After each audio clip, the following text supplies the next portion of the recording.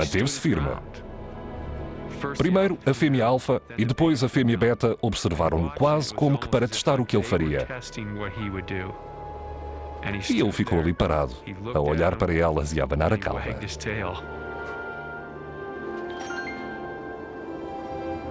Com um abraço de lobo, o compromisso é selado. A alcateia de Druid Peak tem um novo macho alfa. É a altura para as apresentações e todos parecem encantados com o recém-chegado.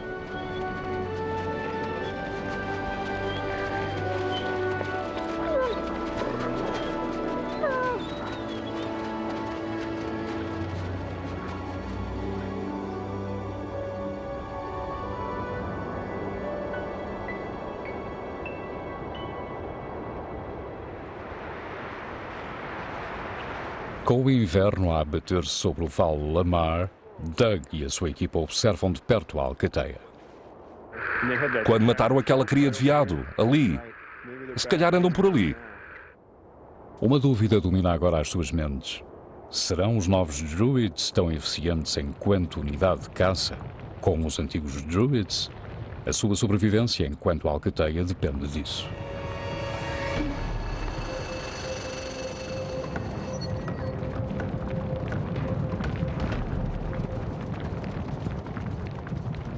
Os lobos são observadores e selecionadores natos.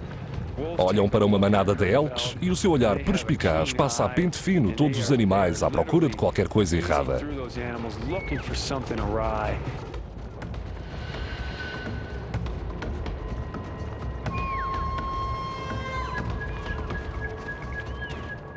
Andam por ali, como se não estivessem a fazer nada, mas estão a observar cada um dos animais do grupo. E assim que veem alguma coisa que não está bem, funcionam como um piloto de um avião de combate quando avistam um alvo. Consegue-se ver o seu comportamento alterar-se.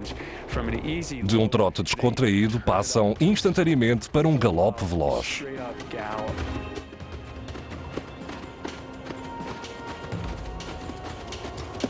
Assisti a situações em que elks escolhidos como alvos por lobos tentam esconder-se no meio de um grupo de companheiros e não funciona. O lobo está de olho naquele animal e, independentemente do que este faça, não consegue escapar.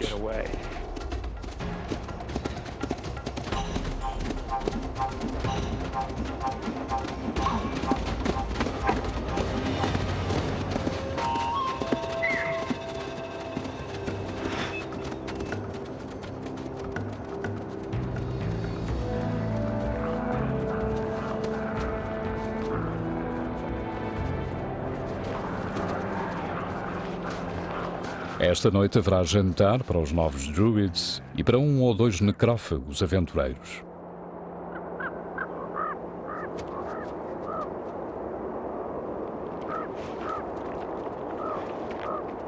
Os lobos banqueteiam-se com a carcaça. Cada um pode consumir até 9 kg de carne de uma assentada. Depois de saciados, vagueiam pelas imediações para digerir a refeição, mas sempre de modo a nunca perder de vista a sua vítima. Um coiote pressente que o novo macho alfa é do tipo tolerante, quando bem alimentado. Mas os restantes druids são conhecidos por matarem coiotes. Por isso é melhor ter toda a cautela.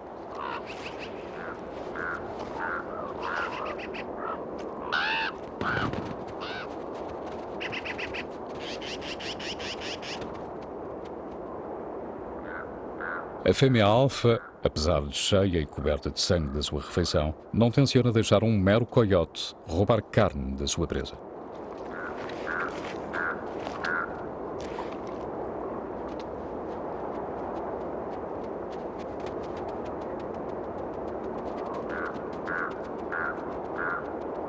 Mas o coiote não pode deixar passar a oportunidade de uma refeição gratuita e decide tentar a sorte.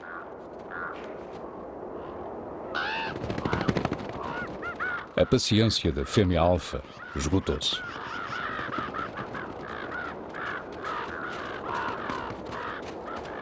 O lobo atinge uma velocidade superior à do coiote e ela é 3 vezes maior que ele. Um simples passo em falso poderá revelar-se fatal.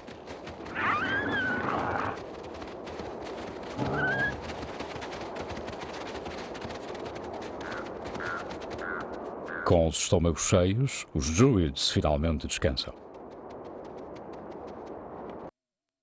Uma águia debica a agora indisputada carcaça. Mas a ave não será a última a tocar na presa. Também os biólogos querem retirar algo dos restos do elk.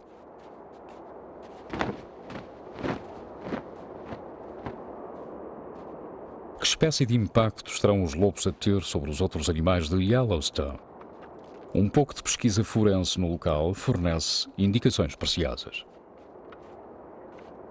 Uma das coisas que estamos a tentar perceber é que tipo de elk estão os lobos a matar. Estão a matá-los ao acaso ou são muito seletivos? Muito bem limpo. Maxilares. Os lobos não matam qualquer animal que queiram. Há coisas que tornam o animal uma presa vulnerável para os lobos. Tem uns 15 anos, pelo menos. Os dentes gastos dão a Doug uma ideia da idade do elk, mas a observação do tutano dos ossos revelar-se ainda mais esclarecedora.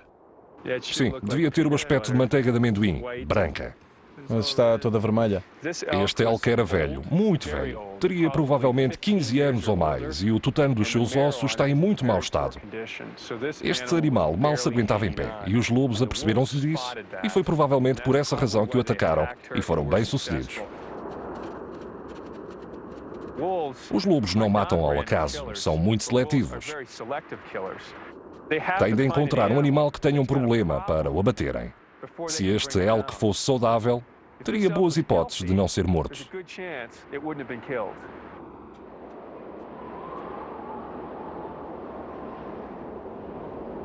Exceto no pino do verão, a neve pode cair no Vale Lamar e cobri-lo rapidamente.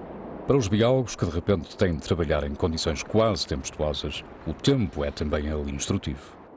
Gostamos muito disto aqui. E quem não gostar deste tempo não pode estudar os lobos, porque o inverno é, de longe, a sua estação do ano preferida. É com este tempo que eles convivem e comportam-se como se nem sequer os incomodasse.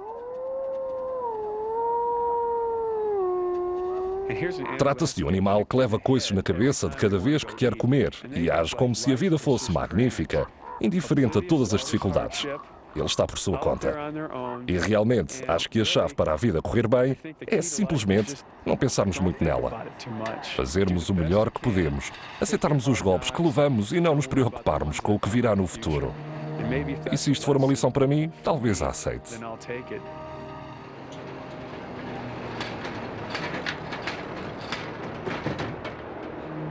Mas a filosofia serve de fraco conforto quando o inverno se apresenta rigoroso.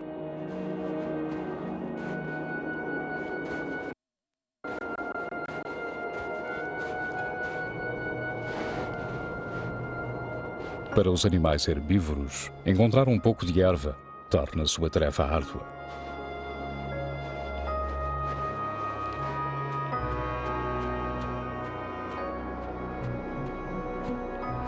E deslocar-se por entre a neve funda parece uma tarefa hercúlea.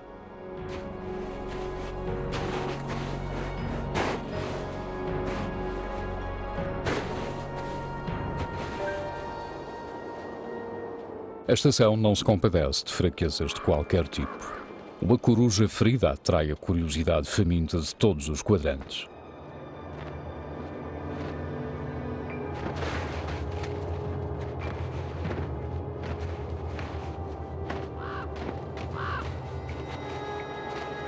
Acaba por ser o coiote a desferir o golpe final.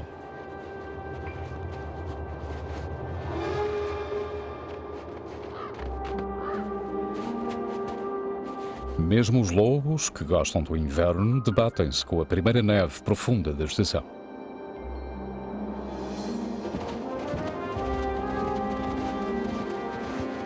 Os elques machos uniram forças para se protegerem e no início da estação ainda estão bem nutridos. As suas elegantes formações defensivas e a neve funda despistam os lobos famintos.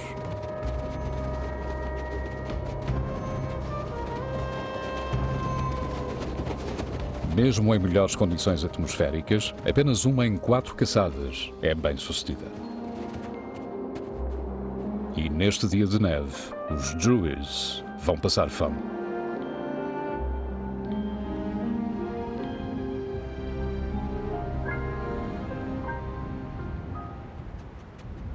O mais pequeno canídeo do parque, a raposa vermelha, parece quase não ter dado conta do regresso dos lobos. Está concentrada no seu próprio jantar e, para caçar, prefere o ataque aéreo. A presa de hoje, pequenos roedores como ratos e ratazanas.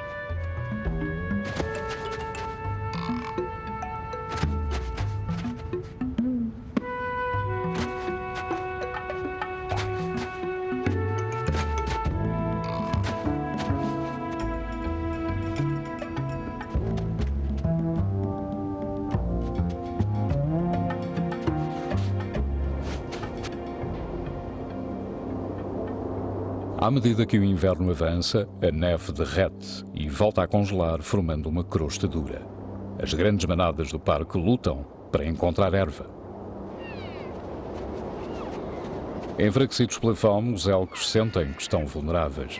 Dezenas de gerações de vida sem os lobos para minorar o medo daquele predador.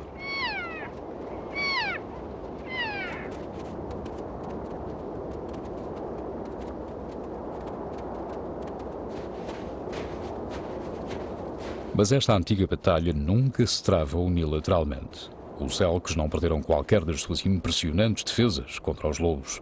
A velocidade e os cascos aguçados nivelam as diferenças, e o desespero dá forças até a um elco faminto. Ser lobo é duro. Quer dizer, levam coices, passam-lhes por cima, ficam com costelas partidas e têm de passar por isso diariamente para conseguir uma refeição.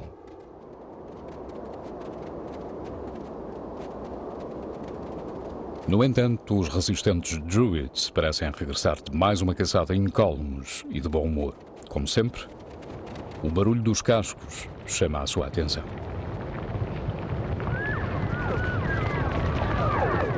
Uma enorme manada de elcos dirige-se para eles. Mas surgem problemas. Atrás deles vem a alcateia de Rose Creek, do vale adjacente, muito maior que a dos Druids. Entre os dois clãs não existe qualquer relação de amizade.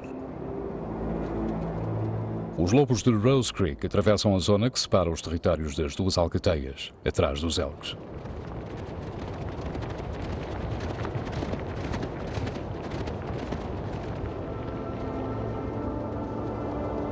Os Druids não se atrevem a confrontar a alcateia de Rose Creek, por esta ser maior, mas já mataram intrusos noutras ocasiões. Um jovem macho solitário aventurou-se demasiado no seu território.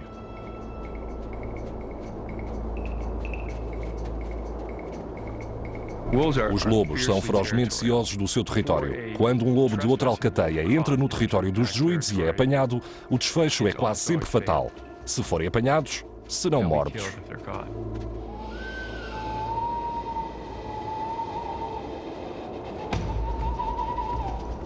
Tardiamente, o intruso apercebe-se do erro e dirige-se para casa.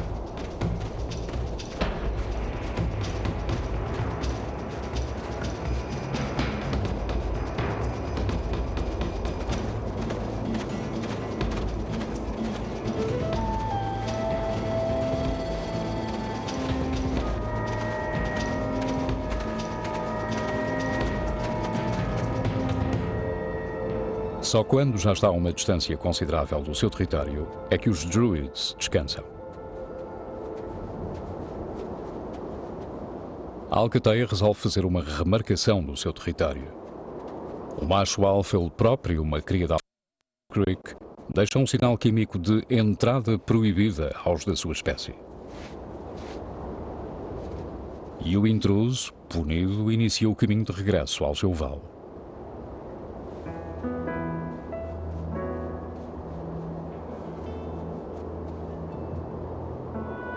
Entre caçadas e disputas fronteiriças, há tempo para descontrair. A Cinderela da alcateia pressente que é seguro convidar a sua irmã para brincar.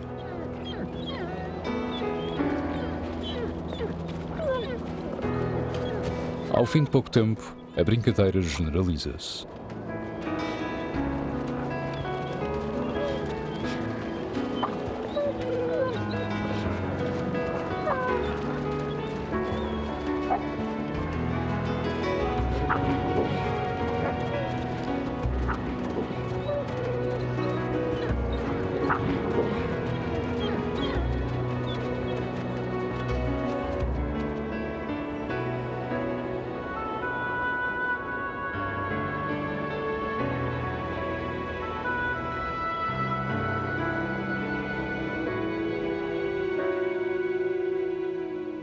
Diz-se que todos os cães têm os seus dias, mas os druids, como a maioria das alcateias, são donos da noite. É a sua hora favorita para caçar.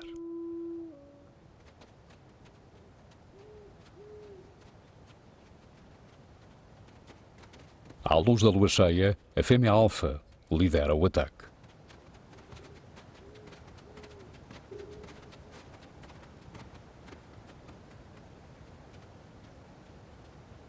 O alvo pretendido, um elk fêmea enfraquecida pelo inverno, não está disposta a desistir sem lutar.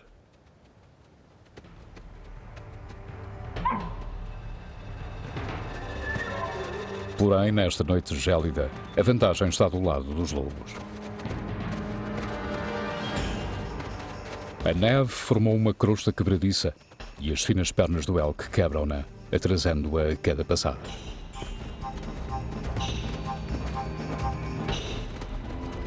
As patas largas dos lobos mantêm-nos à superfície, movendo-se a uma velocidade mortífera sobre o terreno difícil.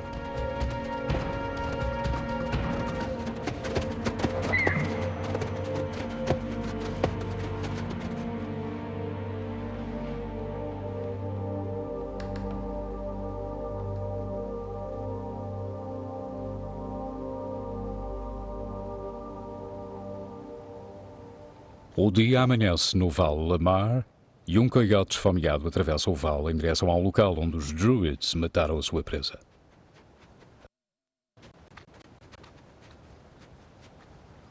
Os lobos já comeram a sua parte. O coiote atreve-se a aproximar-se e hesita, como que calculando o perigo.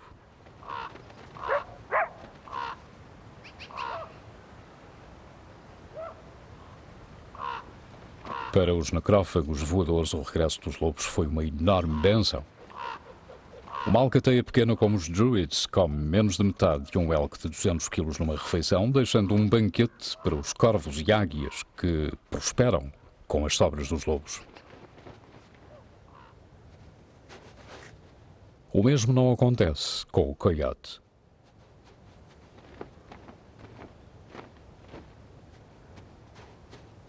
Cerca de metade dos exemplares desta espécie desapareceu nos locais onde o lobo foi reintroduzido. A vida alterou-se significativamente para os coiotes. Agora têm de olhar muito mais vezes por cima do ombro. No meio do inverno, estes coiotes não desperdiçam uma refeição proporcionada pelos lobos.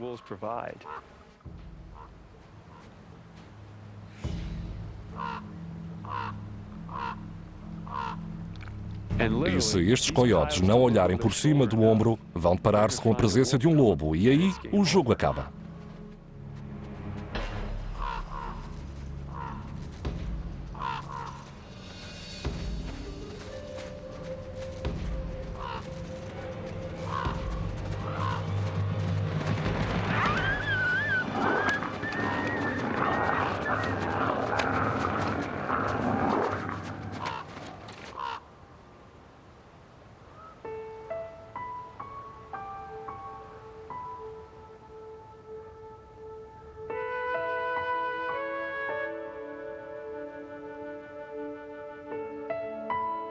A primavera chega tarde a Yellowstone, mas em maio o Vale Lamar está finalmente a ver-se livre do seu manto de inverno.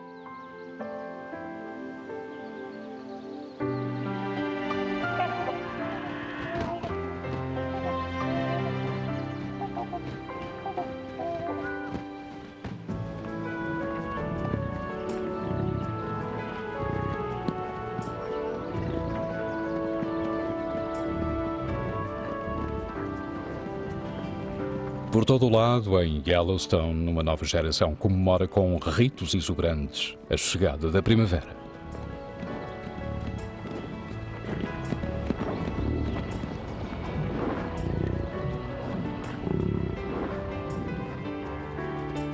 Até os jovens coiotes parecem prosperar. Com a população adulta a decrescer, há mais comida para distribuir e a taxa de sobrevivência das crias acabou por subir.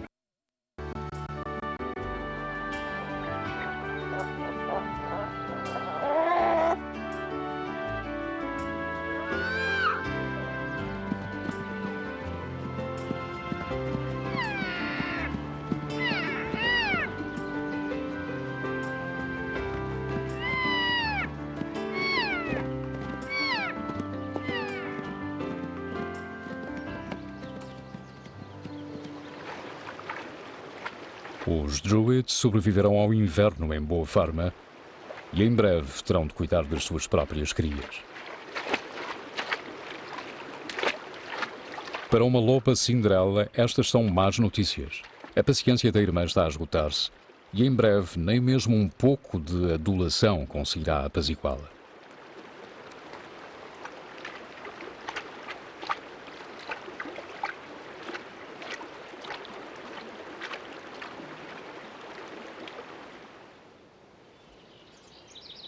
Algures no Val Lamar, a fêmea alfa dos Druids arranjou uma casa de verão que Doug está ansioso por encontrar, embora tentando fazê-lo sem perturbar.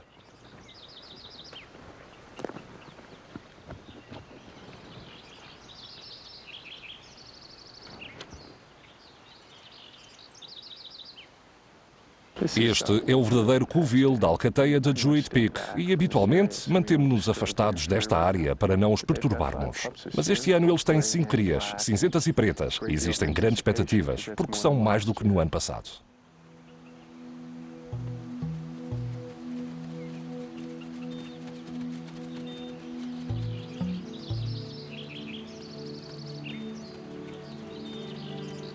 Agora, mais do que nunca, os biólogos devem manter as distâncias, contentando-se com breves espreitadelas à nova fase da vida da alcateia.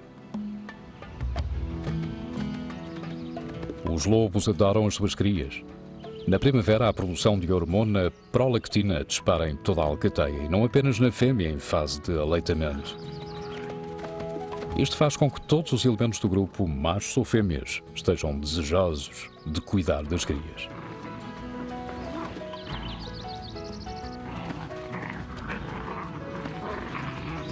Nenhum adulto consegue resistir a uma cria. Os lobos bebés penduram-se nas suas orelhas, trepam para as suas costas e os adultos tomam conta deles de bom grado, quase a sorrir.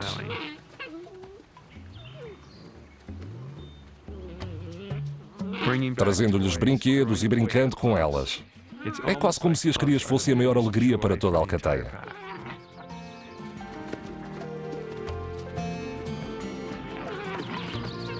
Entretanto, as crias vão se fortalecendo, aprendem as técnicas, treinam a linguagem corporal do lobo e descobrem exatamente em que lugar da hierarquia da alcateia se encontram. No fundo.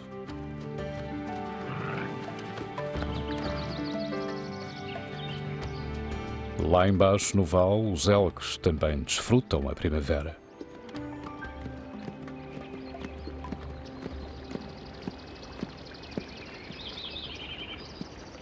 Poucas espécies de presas foram tão desafiadas pela força do predador como o elk, pelo lobo.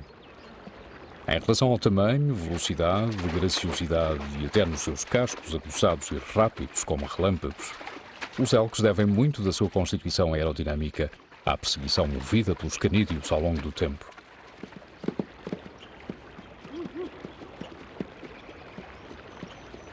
O seu trote extravagante e a postura de focinho empinado poderão ter-se desenvolvido não apenas como forma de vigiar os predadores, mas